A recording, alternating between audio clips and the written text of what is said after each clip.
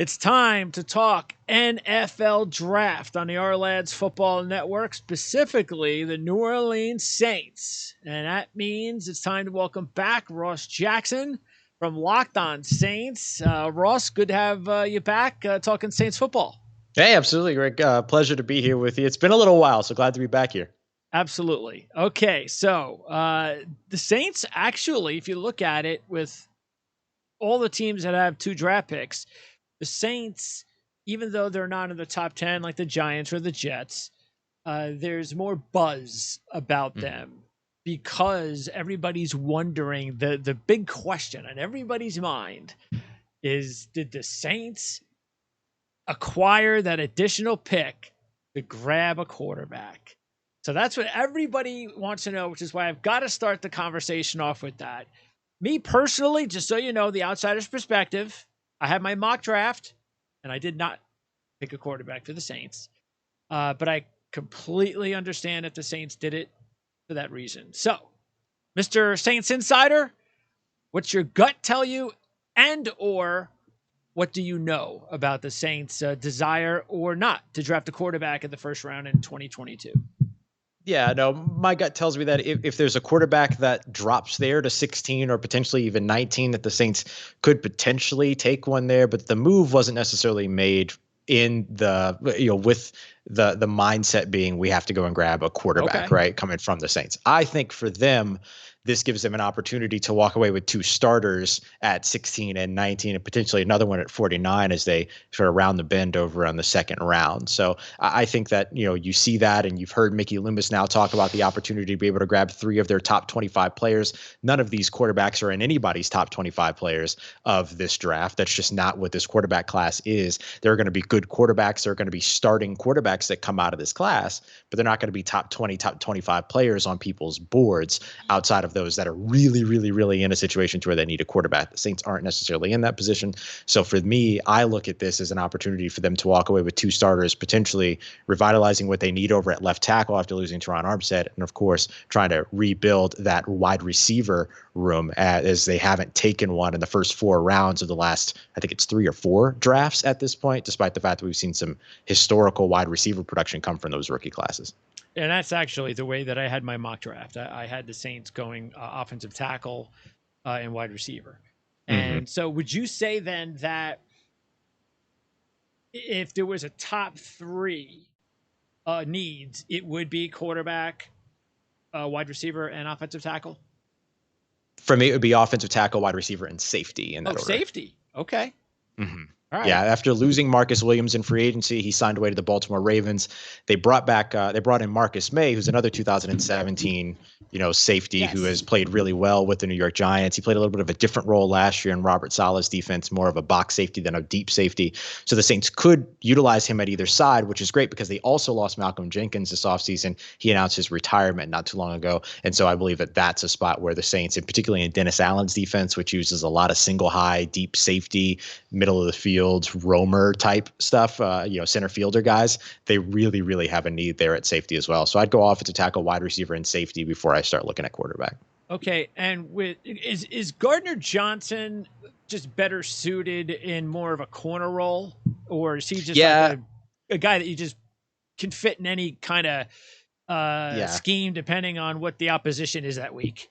Yeah, you can kind of put him wherever you want. He played, the star role at Florida in their defense when he was in college. So, him playing in the slot in the NFL is a little bit more akin to what he was mostly asked to do in college. But he also played some deep safety in college as well. So you can put him there. But I just think that his tenacity, his grit, everything that he does that makes him who he is as a player is more well suited close to the line of scrimmage than furthest player away from it. Got it. Okay. So again, just everybody needs to keep in mind that as you're breaking down, and obviously you want to order the 2022 Our Lads draft guide. When you're looking at the safeties and you're going over the bios, you want to target a safety that is really more of a coverage safety, somebody with those types of skills more than anything. Right.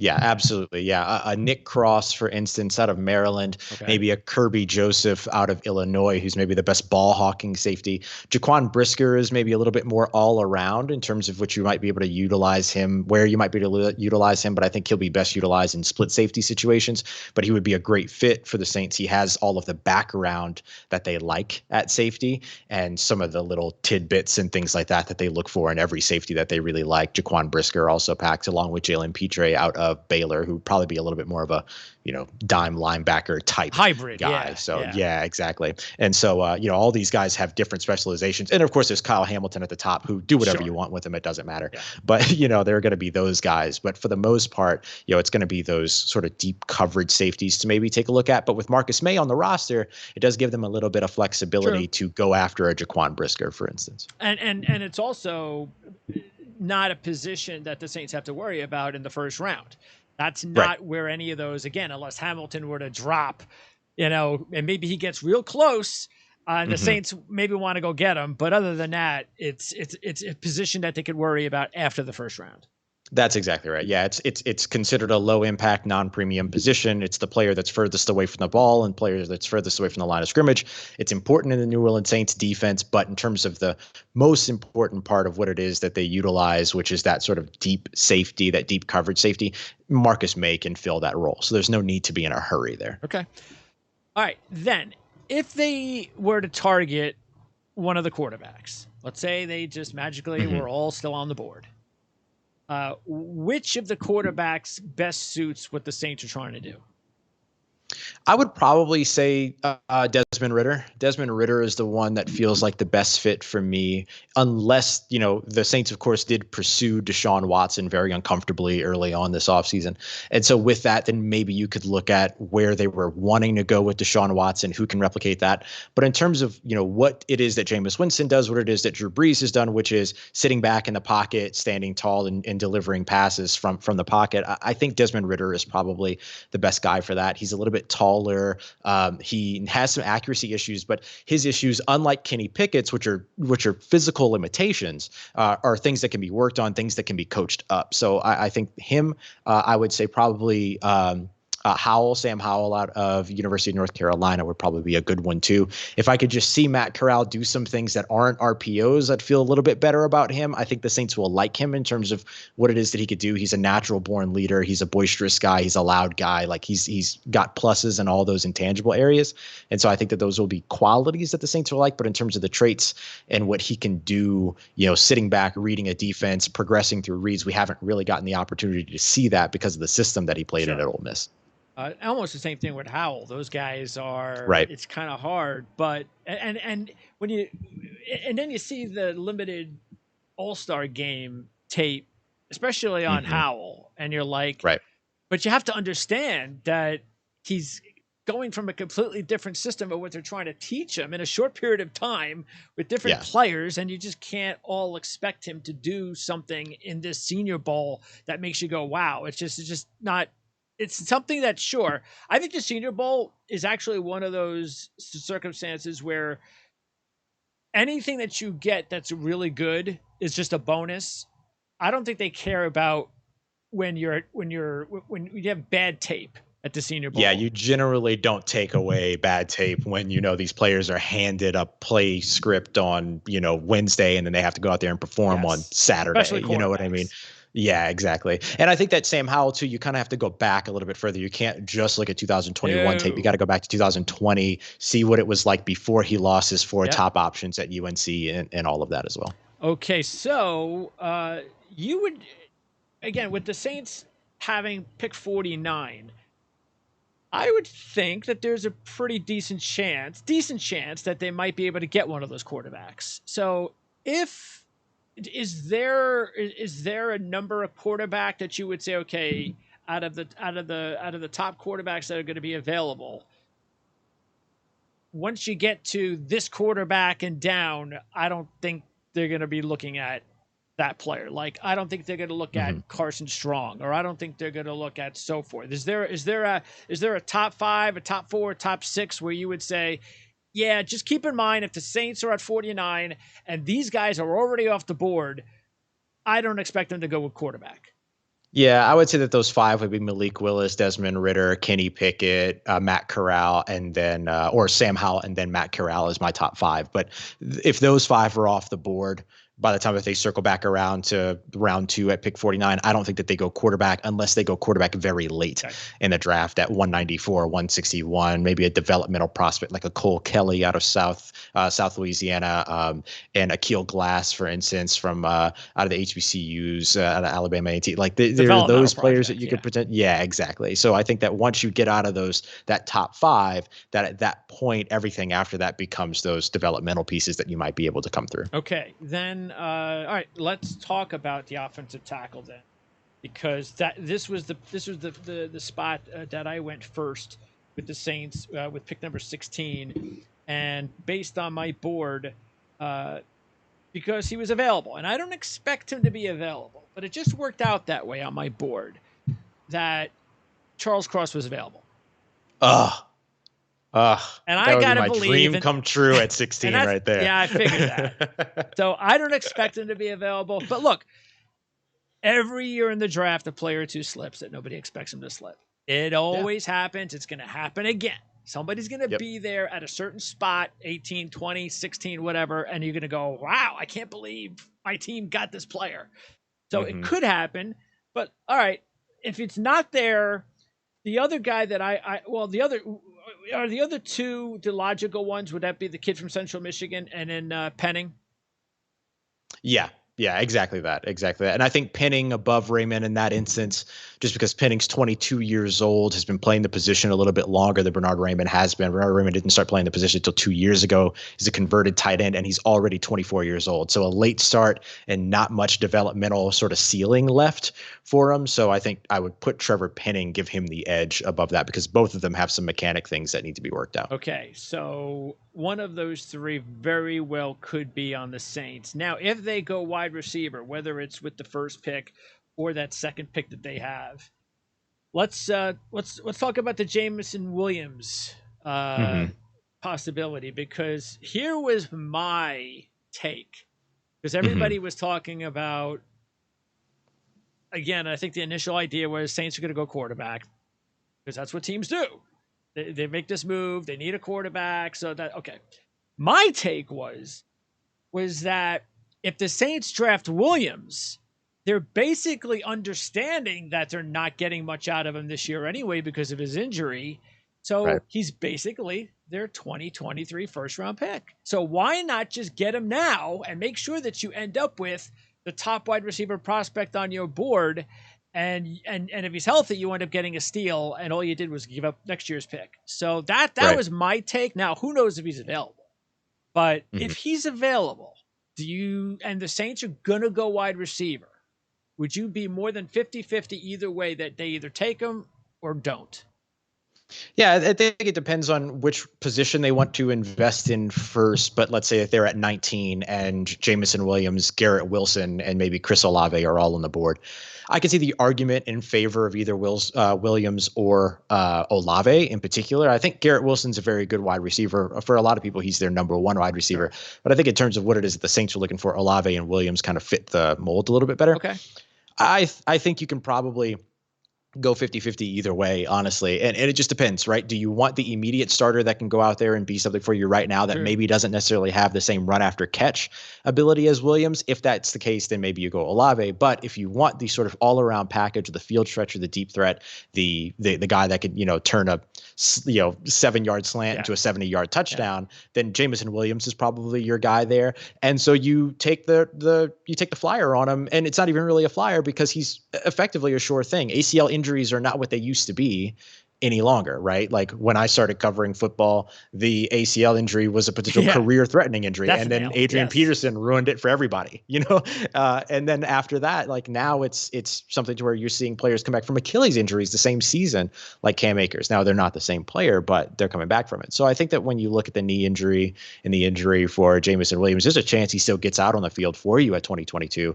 And the good news for the Saints is that they're expecting Michael Thomas to be back on the field at the beginning of the season, so there's no need to rush Jameson Williams Williams to be out there week 1. You can wait until after their bye week, whenever that ends up being, or halfway through the season or whatever, and get a very, very good playmaker and potential game breaker out on the field for the second half of the season, which in a 17-game season in a weak NFC conference puts you in a really good position in terms of what your offense can turn into with Jameson Williams being added to a rhythm and a mix there for a guy like Jameis Winston, for instance. What about London?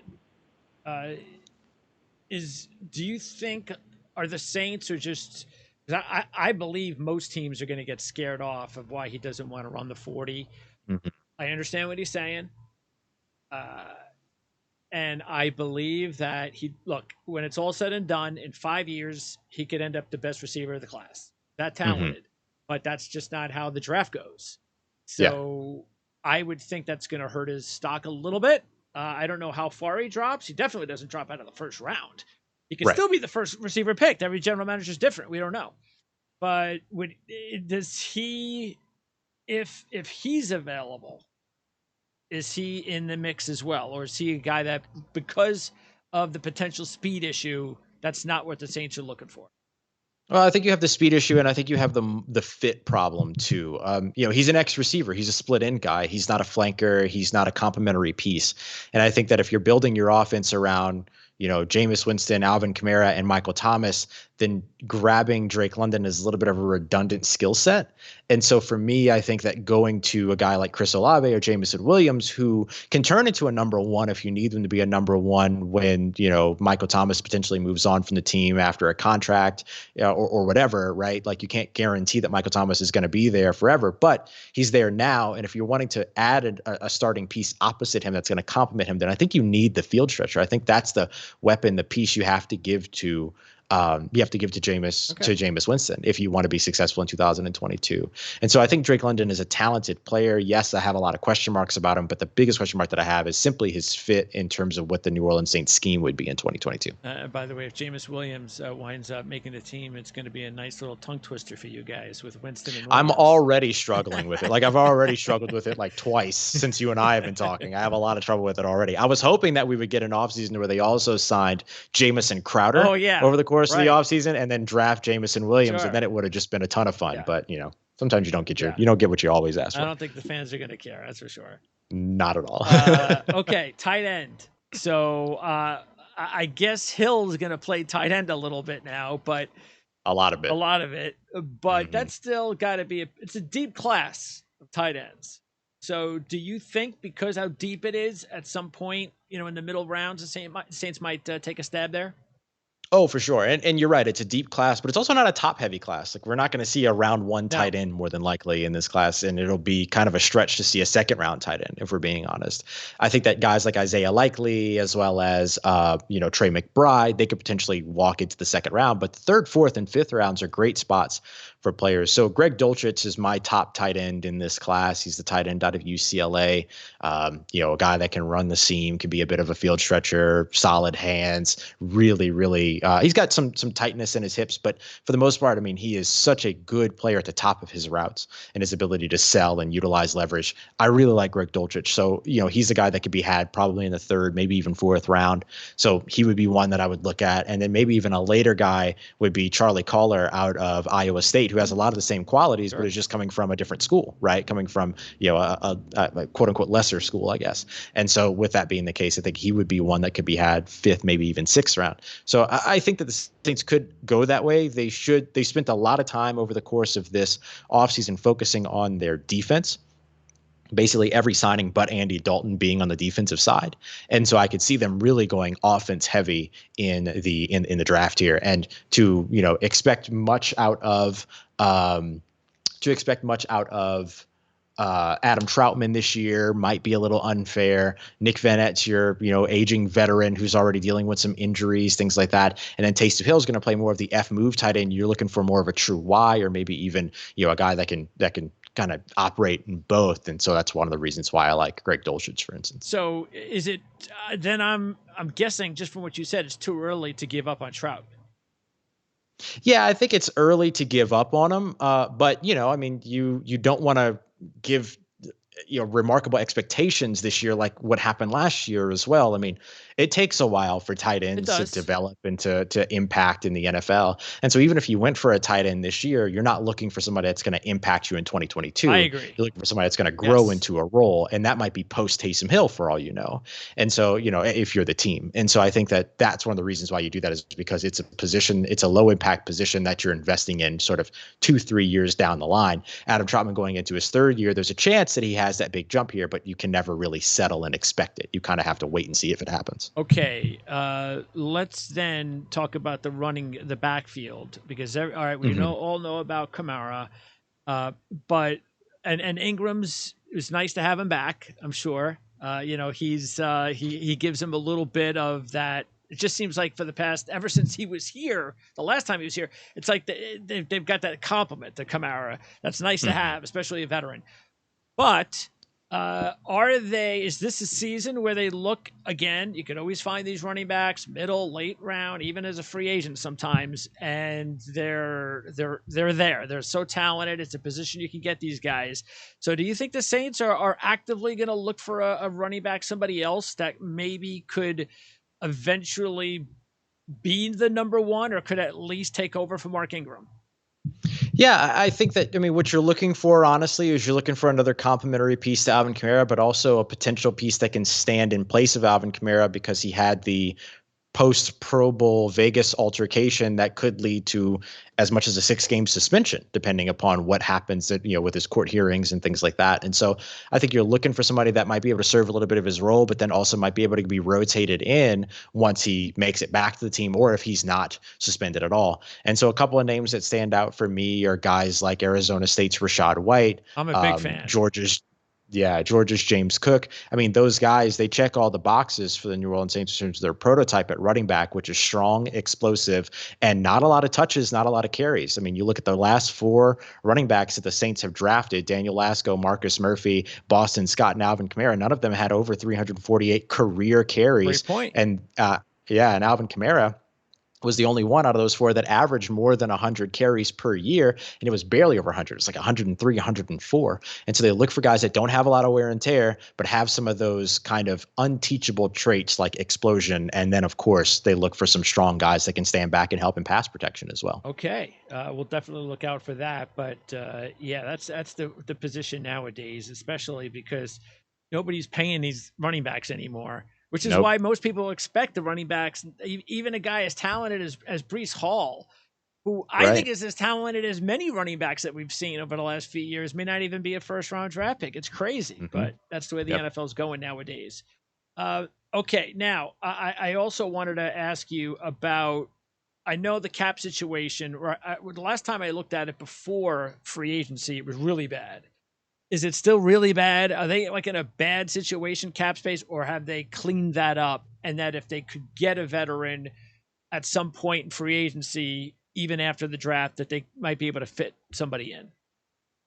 Oh yeah, they're sitting with around $19 million of free cap space right now, 7th most in the NFL in terms of effective cap space, which takes into account rookie class, which puts them around about $13 million. Okay. So they're certainly in a space to where, I mean, you look at the contract for Tyrann Mathieu and what that could be. He said he would have been willing to take the Justin Reed contract that the Kansas City Chiefs offered to Justin Reed. That carried about a $4.5 million cap hit for 2022. So the Saints very much in a position to where they could sign a veteran after free agency. Tyrann Mathieu is the one that probably makes the most sense, Okay. although he'll have a lot of suitors, of course. But I think Tyrann Mathieu's being smart, and I wouldn't be surprised to see him wait until after the draft to sign. It's great for teams because it doesn't factor into their compensatory pick formula going into 2023. And then secondly, it makes sure that Tyrann Mathieu signs somewhere that doesn't end up to where his role doesn't end up getting filled by a rookie that the team turns around and drafts, a la actually what happened with Adrian Peterson in the Saints in 2017. Yeah. And then the Saints went on to trade up and draft Alvin Kamara. And then, of course, Adrian Peterson was traded by week 4 to the Arizona Cardinals. And so I think that it's a smart and wise decision to wait until after the draft for many of these marquee free agents that are still available. Was that like the main reason how New Orleans was able to open up? Was the 2 safeties that you mentioned? The fact that, well, Marcus Oh, wasn't coming back anyway, but mm-hmm. having Jenkins retire Was that did that help out the cap? And what else helped out the cap situation over the last month?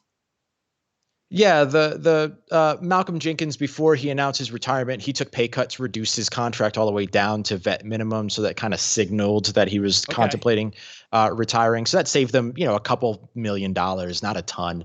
But the biggest things were restructures to Cam Jordan's contract and Michael Thomas's contract and all these. They didn't have to cut anybody. Really, Okay. the only player that they've cut and moved on from is Blake Bortles, because Blake Bortles asked to be cut after Yeah. the Saints signed Andy Dalton. So they really didn't cut anybody or move anybody for cap space. I think another big one was the extension to Bradley Roby, who was due $10.1 million this year. They were able to knock that all the way down to vet minimum as Oh, well with an extension. So they were able to basically do it by, restructuring contracts or extending contracts and keeping players for future all years. right. Before I let you go, a few quick things. Give me a player or two on the roster. Just taking a look at the depth chart here. Give me a player or two that is going to be in his second year or third year that maybe not a lot of people are aware of, who could be on the verge of a breakout. Because as the draft guys that are really focused on the draft and they're looking over depth charts and who's going to pick, and they look at names and they might name, I don't know who that is, or yeah, I haven't heard of him, so they don't think that that's actually a player that the team really does like or is expected to fill a much bigger role than expected. So give me a player or two that is on the verge of a breakout. Yeah, I think there's two second-year players to watch out for. The first of which would be Pete Werner, the linebacker that the Saints drafted in the second round last year out of Ohio State. The Saints have had, they watched the contract of Quan Alexander expire, who was, a phenomenal piece for them at the second level, and his work with Demario Davis, and they didn't rush to sign him back. Now, they didn't bring him back until right before training camp last year, but so there's still a possibility that he ends up back in New Orleans. But they seem pretty comfortable and pretty confident in what they have in Pete Werner. So he may have a bit of an elevation or a bit of a more solidified role Okay. in 2022. So he would be one to Is he the watch. main And then Peyton cover Turner, linebacker? he would become Okay. that. Yeah, yeah. I think he would be somebody that would still spend a little bit of time at the mic and maybe potentially even calling some plays in lieu of Demario Davis, who could swing over to Will and be more of that main coverage guy. But Pete Werner has the ability to be able to do that, and he does a really good job manning up with tight ends as well. So that would be the Quan Alexander role. Okay. And you get The other player would be the second year edge rusher, Peyton Turner. He dealt with some injuries last year, didn't really get the opportunity to get out on the field.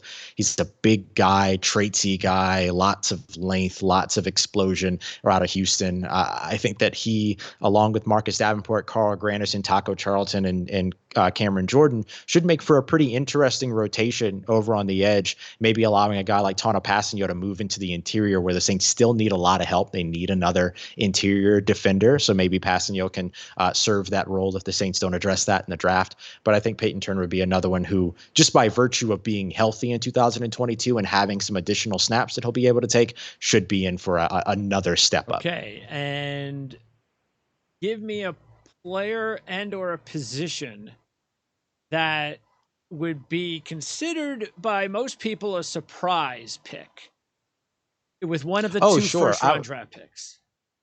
Yeah, I would say Zion Johnson, the interior offensive lineman from Boston I like College. that. Honestly, him or Corey Linderbaum, the center out of Iowa. I think that, look, the Saints have a glaring need at tackle without Teron Armstead, but there's a second tier of tackles that's really, really good that they would be able to pursue with pick 49. Guys like Rasheed Walker out of Penn State, or potentially, if they got lucky enough, the great tackle Young Smith out of Tulsa. And so there are a lot of opportunities for them to be able to address tackle in the second round if they can't in the first.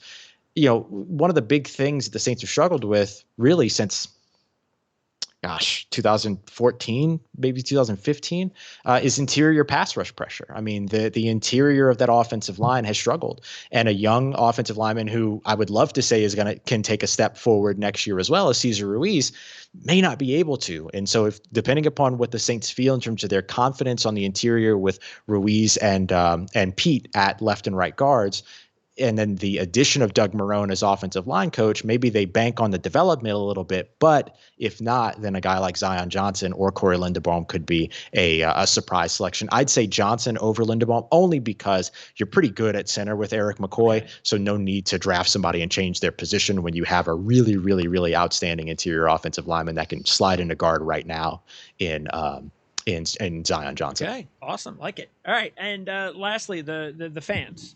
Are the fans? Mhm. Is there like a player or two that the fans are really hoping the Saints pick? And it could be a quarterback, because quarterbacks, everybody wants a quarterback. So if it is a quarterback, who is it? Or give me a player or two that if the fans voted, they had a poll, who would be the two players that the fans would want in the first round? I think the top of that list would probably be guys like Jamison Williams and Chris Olave or Garrett Wilson. I really think that that's where most fans would go. I think if you allowed fans to make the selection for the Saints at 16 and 19, you'd walk away with 2 wide receivers. I genuinely do. And, that might be that you go for a guy like Olave who can, move into the slot, and then a guy like Williams who can man the outside, but then Olave could play in place of Williams on the outside while Williams is still recovering from his injury. There's a lot of different sort of pieces of logic to it. Maybe you go with both of the Ohio State guys like Wilson and Olave, but I do think that if you gave the fans the opportunity to select at 16 and 19, they'd probably walk away with 2 wide receivers. Wide receivers. It's always those skill positions that the fans want, because that's what they see. Yep. They see these guys in Right. college, and and it's a position that the Saints have struggled to address for the last few years. And so I think when you walk into a potentially a yet another historical, wide receiver class, I think that just puts you in a situation, particularly as a fan who has watched that position not be addressed, to sort of overcorrect and say, just give me both of them, right? Give me 3 straight if you need to. It puts them in a different situation. All right. Great job, Ross. And you've got the Locked On Saints podcast, and that's 5 days a week, correct? Yes, every Monday through Friday. And how do they find it? Where do they just type in lockedonsaints.com? Locked On Saints podcast. You can type in you can go to lockedonsaints.com, and then you also have the Locked On Saints podcast, which you can search wherever it is that you get your podcast, and also on YouTube as well. Awesome. All right, Ross, I appreciate it. I can't wait to talk to you after the draft, when we get an opportunity to find out exactly what happened and why it happened, and kind of take an overview look at the entire offseason and how the Saints did. Because to me, that's I love the preparation like everybody else and the anticipation, but as somebody that works for a living, I enjoy the after draft and because we really get to, now we know who's on the team. So now we get to do things like kind of mix and match, and the positions and what did they do? What did you think they did well, or what positions are left open? And then there's free agency, like we just talked about, and what still can possibly be done. But anyway, Ross, I appreciate it. I look forward to talking to you after the draft. Looking forward to it, buddy. Appreciate you.